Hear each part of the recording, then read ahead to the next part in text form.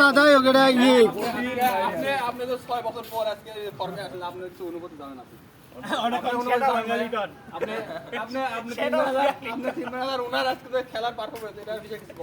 কিছু বলার নাই, তবে লিটনের মতো কবে যে জায়গা উঠবে তার জানি না, যেদিন জায়গা উঠবে দিন সবাই শিক্ষার উনি কি শান্তর মতন ভালো খেলছে নাকি আপনি এটা বলেন ভাইয়া? লর্ড শান্তর বদলি কদিন পরে হৃদয় শান্ত হবে। আপনি তো দেখছেন আমরা লিটন দলে আসার পরে লর্ড শান্ত যেভাবে মানে অফ ফর্মেটে রাখছে, আপনি কি এভাবে কিছু করতে চাচ্ছেন?